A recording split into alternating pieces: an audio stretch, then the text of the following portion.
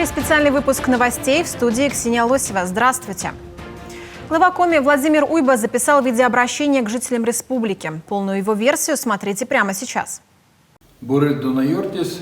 Добрый вечер, уважаемые жители республики. Несмотря на то, что начались антиковидные каникулы, я и моя администрация работаем в обычном режиме. И вот сегодня, первый день ноября, как обычно, по понедельникам провел оперативное совещание с членами правительства. И считаю, сегодня одной из важных тем, которая обсуждалась на оперативном совещании, это перепись населения.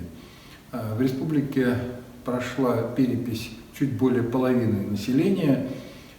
Напоминаю, что до 8 ноября можно пройти дистанционно перепись, в том числе через портал госуслуг.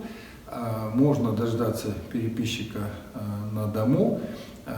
Переписчик должен прийти к вам не позднее, чем 14 ноября.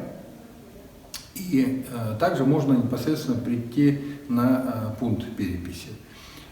Хочу подчеркнуть, что если приходит к вам на дом переписчик, то у него в обязательном порядке должен быть бейдж.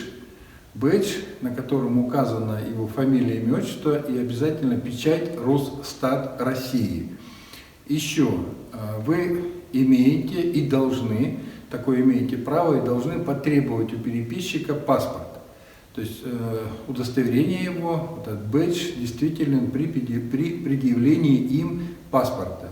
Если только переписчик отказался предъявить паспорт, немедленно закрывайте дверь и вызывайте полицию, потому что это не официальный переписчик. Значит, есть какая-то для вас угроза.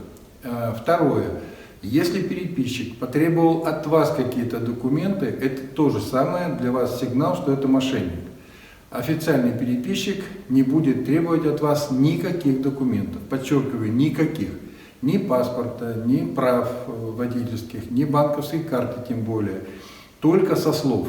Поэтому если только переписчик попросил от вас документ, спокойно совершенно закрывайте дверь, а если он уже в доме, звоните в полицию, вызывайте полицию, потому что здесь должны быть бдительны вы и ни в коем случае не допустить контакта с мошенником.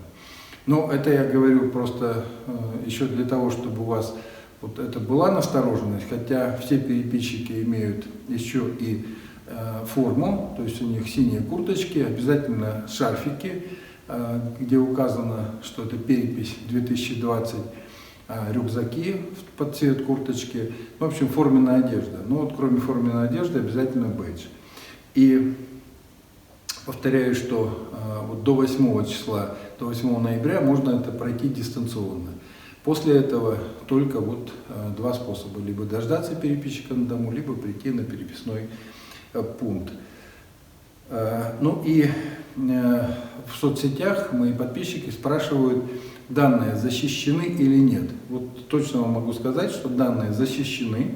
Мало того, заполнена анкета на портале госуслуг не сохраняется, и вся информация передается только в Росстат в обезличенном виде. Поэтому в этом смысле не волнуйтесь, все персональные данные ваши защищены и сохранены. Еще о госуслугах. Ну, вот вы знаете, что мы входим в такой период, когда нам нужен будет QR-код, он будет нам нужен, по сути, вообще во все общественные места. И хочу сказать, что QR-код, конечно, ну, это, вы знаете, что это мобильное приложение госуслуги «Стоп коронавирус», и это официальный портал от Минцифры.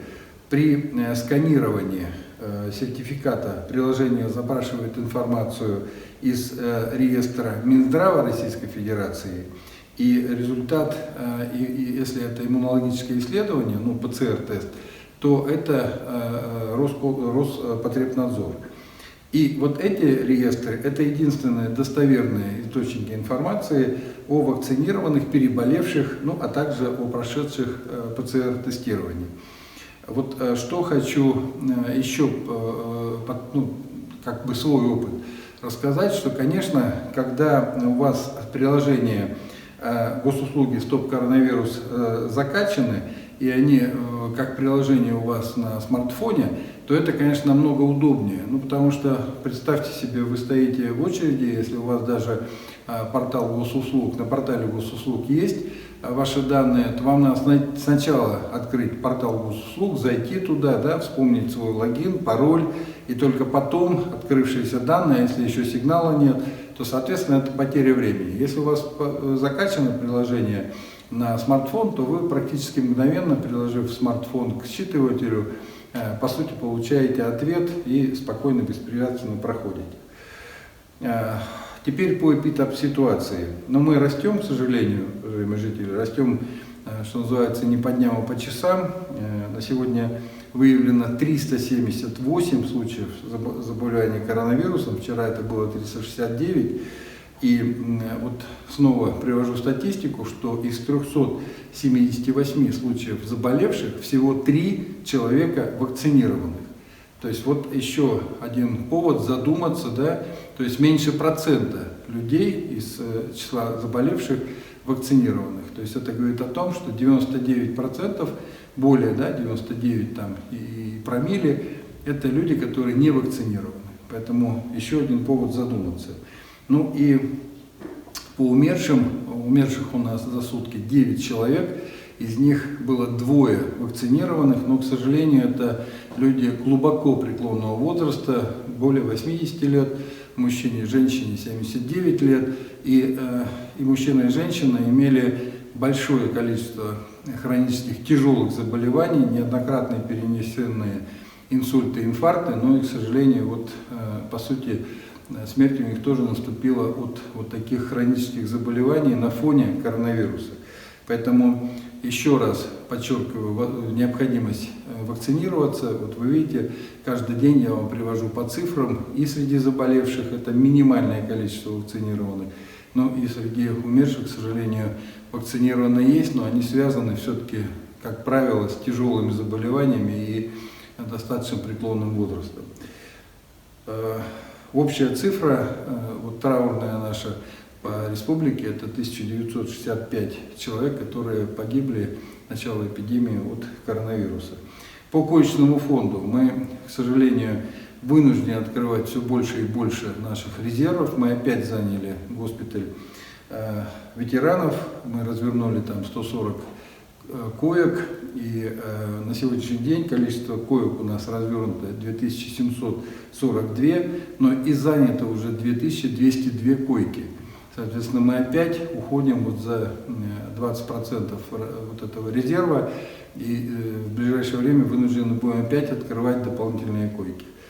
Понятно, что я уже не раз говорил о том, что сложности сегодня и в том, что это дополнительные, самое главное, медицинские кадры, которых уже на пределе, да, это снова кислород, это снова медикаменты, поэтому, конечно, нужно вакцинироваться, нужно пополнять число людей, которые защищены от заболевания или от тяжелого проявления заболевания. У нас на сегодняшний день вакцинировано 278 644 человека. Всем огромное спасибо, кто уже вакцинировался, либо кто будет вакцинироваться в ближайшие вот эти дни, потому что очень хорошие дни, когда можно использовать антиковидные каникулы как раз против ковида, вот, в борьбе с ковидом защитить себя.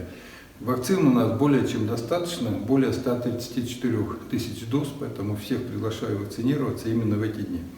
На сегодняшний день это вся информация. Всего вам самого доброго.